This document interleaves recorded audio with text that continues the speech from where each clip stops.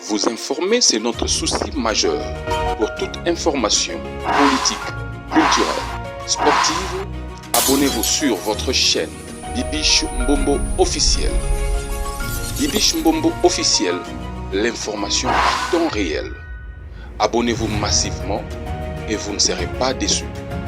Bibiche Mbombo officiel is the best.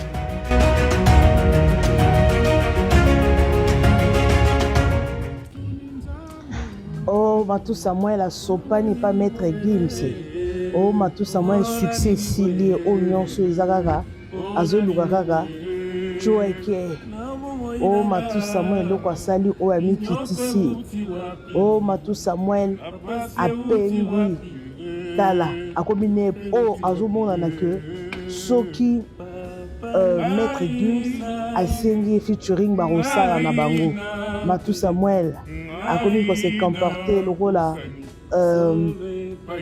la sœur Marie Missa Mouyaza qui des clauses na ba musicien profane. Alors Moutouna Moutou si point de vue, vous savez nous les Congolais ils ont toujours bongo. Donc Congolais a l'ukaka place kaka mabe zali pour commenter.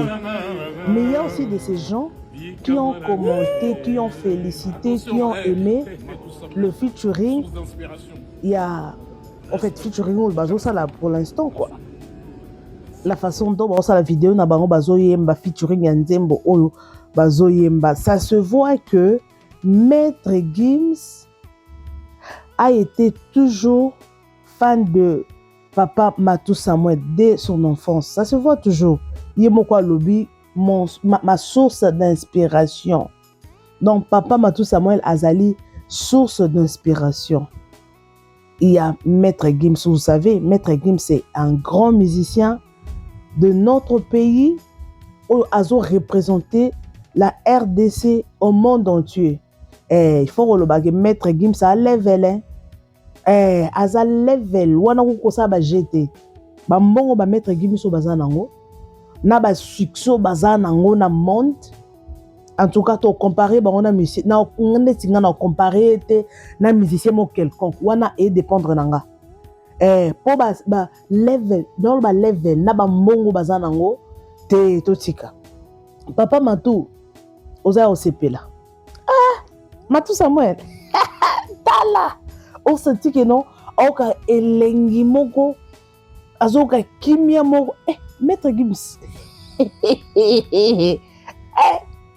Ana ba école, ana ba jet privé, azana ba mongo ya saranate.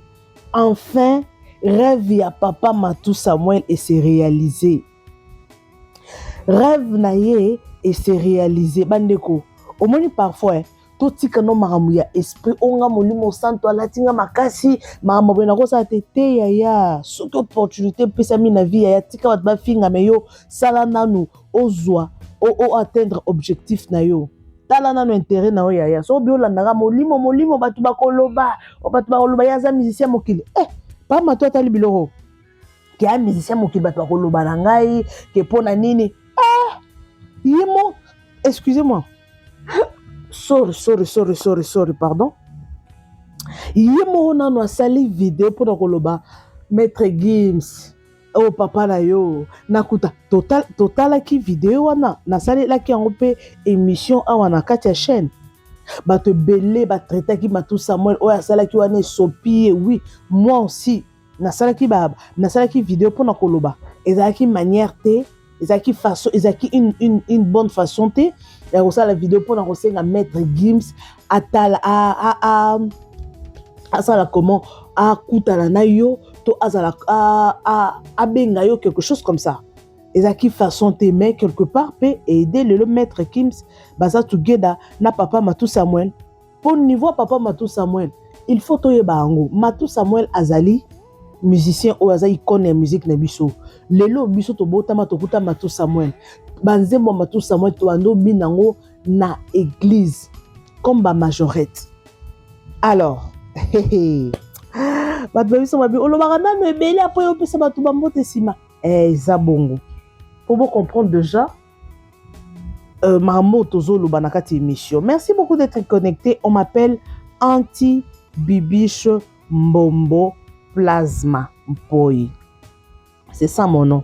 Nyonso wana nyonso eza kombo na ngai. Nalingi bino ya trop les abonnés intelligents et sages. Nayebi ki boza awa na kati ya chaîne oyo. Bato mayele baza awa ba papa mitu esalaka ba maman mitu esalaka ba jeune pe oyo bazara na sagesse pe intelligence. Nayebi ki boza awa na kati ya chaîne oyo boza ebele. En tout cas, je vous aime, je vous adore. Appelez-moi Anti-Bibiche Mbombo Plasma. Ok? Est-ce que ça va chez vous, mes amours? Si ça ne va pas, ça va aller par la grâce de Dieu. Tant qu'on est en vie, il y a toujours de l'espoir. Ok? Merci beaucoup, Nalingi Bino ya trop. Partout, Bozali, na 4 coins du monde, en tout cas, il y a à boire et à manger. Bobongama déjà, parce que nous voulons décoller.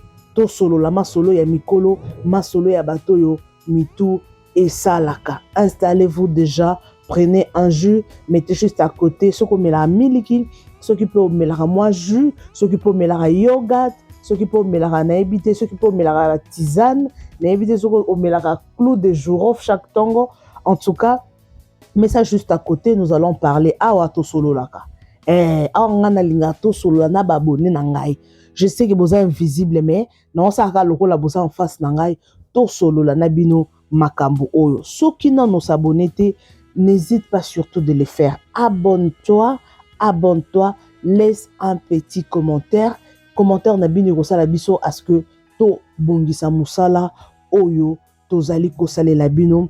Ba remarque nabino et kosala ce que to mekampe ko fixer place oyo to loba ki mabe place oyo to sala ki mabe to ko fixer yango et ba encouragement na bino yango zo sala ce que to avancer ba like na bino bota la pe ba pub tina suka yango ndepe ezo pe sa biso ngu yango ya ko travailler. Alors est-ce que ça va chez vous mes amours?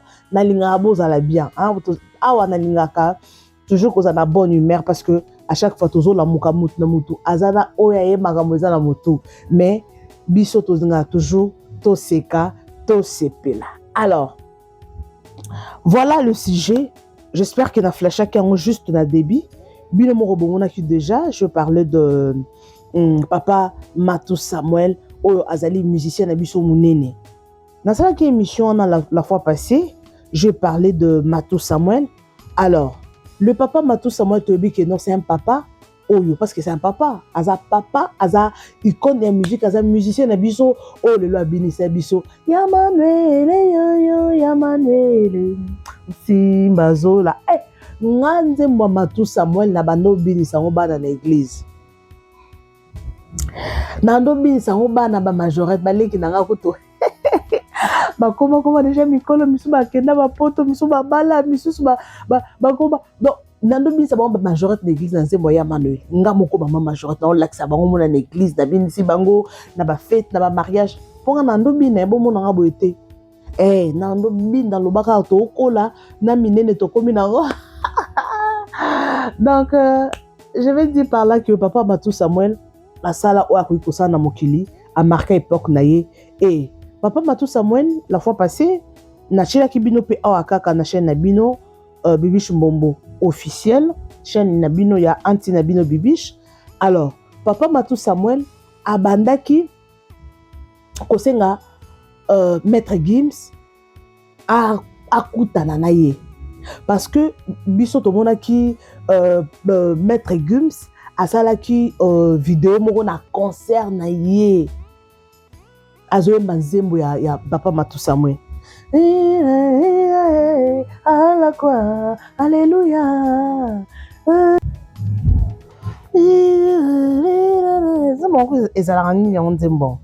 Alors nous allons lire quelques commentaires. Batpe va commenter. Alors va commenter Makasi. Yoga mutumoka lobby. Francky à lobby. Enfin, le rêve du vieux vient de se réaliser. Super. Nous sommes ensemble. Voilà, Maître Gibbs, Sibminal, le maestro Amati. Moka lobby, une femme mariée ne doit pas bouger. Tu entends quand on te... Oh, on a un nonsense boy. heureusement natangi message ote o ba benga ba chor ta makambo buzoba yo koma awa. Moko lobi, il est doux et agréable pour deux frères de demeurer ensemble. Que la gloire soit rendue à l'Éternel. Un papa qui réalise son rêve. Moudemar Lobi, fier d'être congolais, ambassadeur, tu es vraiment fort en live. Commentaire, j'aime la classe de Gims. Et surtout, n'oubliez pas que la Bible déclare que tout ce qui respire loue l'Éternel. Mon Lobi, la validation de Gims a toujours été merveilleuse. Mon Lobi, ça serait beau une surprise. Déconfiner mon pays. Mon Lobi, c'est trop. Félicitations aux deux artistes. Voilà, Matou Samuel a réalisé son rêve. Waouh, waouh. Donc, beaucoup de gens ont félicité. Enfin, la prière du vieux est exaucée. Yoka sourire. Il y a Matou sourire, il y a ma bébé enveloppe, il y a jaune, il y a sûr. Maître Gims, il y a le baza moudouan kabarate. Moi, pas Matou si belle rencontre. Vraiment, Maestro Gims est un vrai Congolais. Gloire à Dieu. Papa na lekinae. Papa na moi nae, tona lekinae. Alors, il y a beaucoup de... La plupart, il y a des commentaires à Wabatubele, Sepeli, na Dio Oyoya Gims, na Papa Matou Samuel, et ça lit bien. Franchement, et ça lit bien. Alors, si ko Matoyo, o bazoya ko juger parce que ban tchor bazanga raté, ngana benga ba ba tchor. Bango bazanga raté, ba luka place moko, ba déconner, oui. Parce que tu as vu que Gims est un musicien profane. Tout qui est dans la réalité. Aïe la ramokili. C'est bien Azali Matou Samuel Aza source d'inspiration naïe. Donc cela veut dire que depuis abandé koko la banze papa Matou sepe la ranango. Donc mutunyo sona mokilo yo azala na ba préférence naïe. Mutunyo sona makambo yo oye a sepe la ranango. Ça se passe comme ça. Eza bongo. Alors, si ko papa Matou Samuel nde alinga ki bakuta na Gims, eza pona nini? Pona kosenga mbongo? Eza po basala featuring? Ezali pona nini? Est-ce que za mabe ndenge bakutani? Ata yo basala featuring bakosala? Pona yoka ki na nzembo moko héritier asala ki featuring? Na yoka pe tomona na ba réseaux sociaux que la sœur Trina, pas Moïse Mbie, Oyazara na label, il y a pasteur Moïse Mbie, Azalaki, Ayemba ki Nanzembo, il y a frère héritier, non, héritier Watanabe, talanga kuna comme ses frères na makasi, et pourtant, Nani Mani ki azongi n'est pas héritier Watanabe, azongi ne kosala kuna, donc abongo na mote mate, Ayemba nega Nzembo nega kawana, po asepelisa Nzambe. Alors, tout le monde qui la sœur Trina plutôt, ayembaki. Donc, ezalango easy que non, musicien moro profane, ayembi banzembo na ye, ako benga musicien chrétien ayako yemba.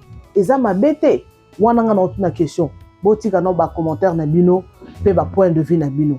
Tout le monde qui frère José Nzita, tout le monde qui est appelé qui point de vue qui par rapport à makambo oyo il a fallu pour pas quelque chose comme ça na mona qui na ba poste na émission moko oyo a lobby que non fallu pour pas to matato kita azali meilleur de sa génération azali musicien oyo a fongoli musique profane na ba pays étranger na monde partout donc si ko mikolo na comme on a collaboration mingeza entre ba musiciens chrétiens na ba musiciens profanes parce que na kalezalaka loro là tabou ba série ya ba Marie Misambu bien sûr ezala loro tabou soko moni musicien profane na ba musicien mokili na ba musicien nzambe nde to benga na lingala soko moni bango together donc bando mona ba musicien profane loro la ba démon na tango Marie Misambu boyebi ke bo jujaka Marie Misambu na ba façon nyonso que son âme repose en paix maman batouana unique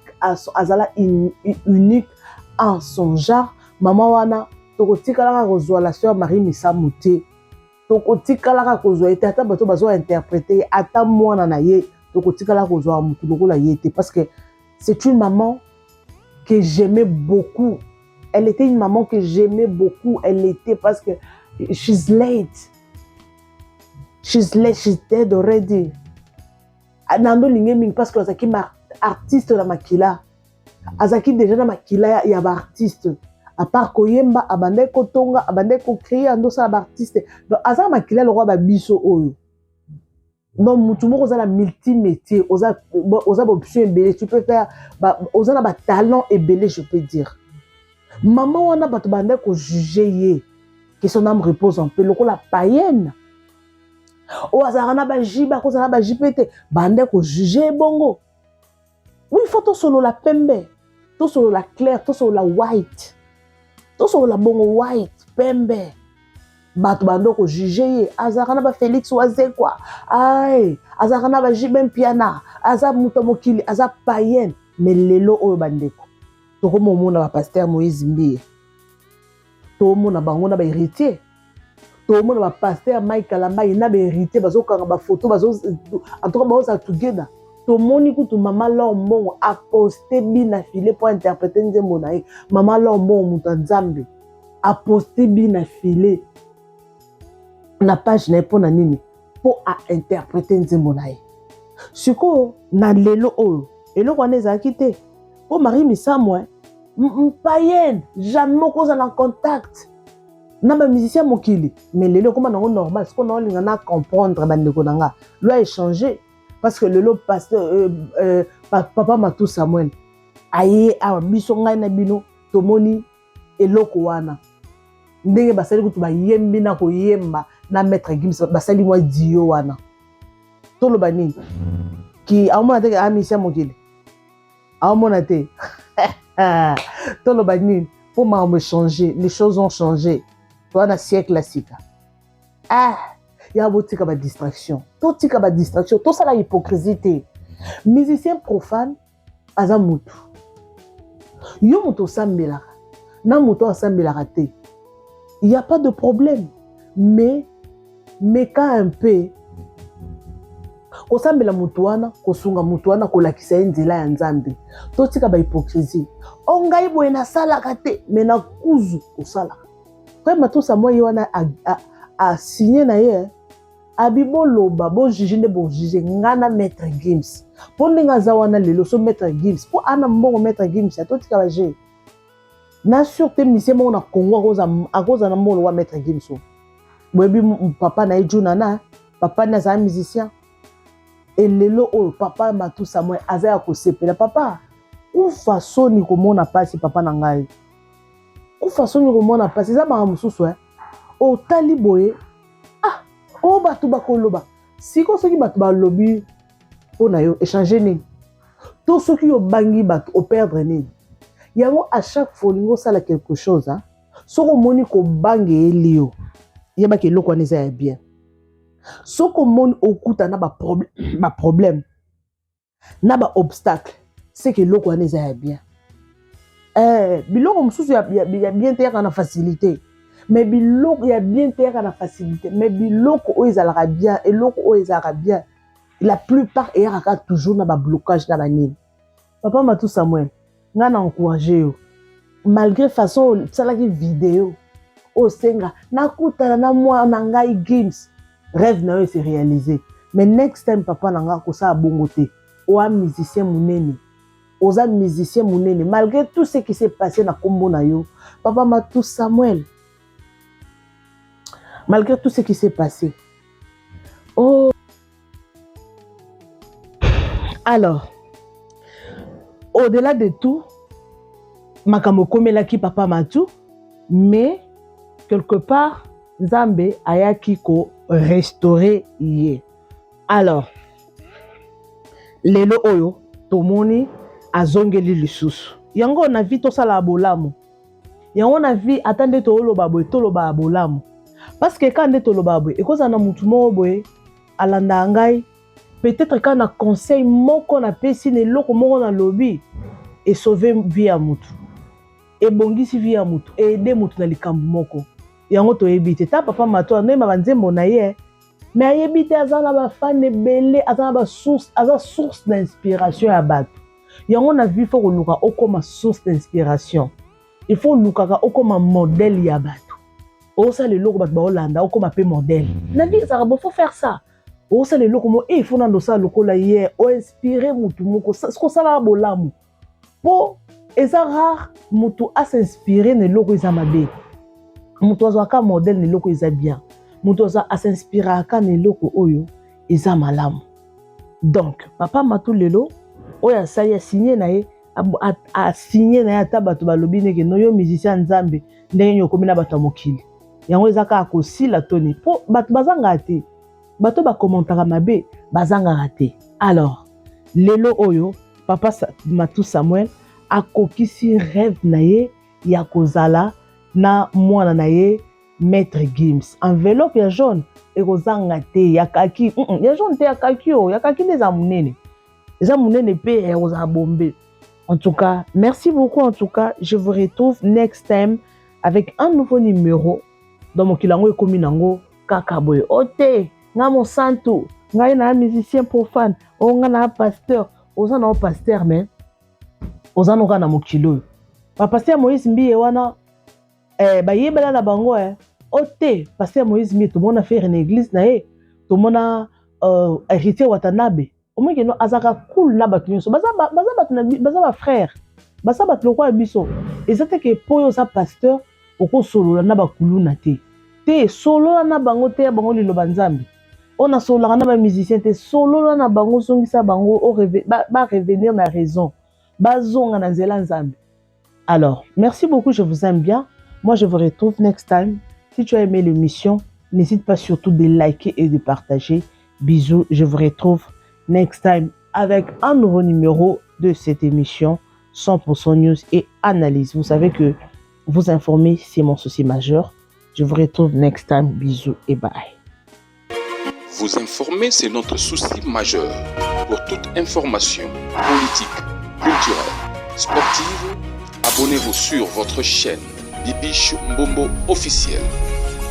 Bibiche Mbombo officiel, l'information à temps réel. Abonnez-vous massivement et vous ne serez pas déçus. Bibiche Mbombo officiel is the best.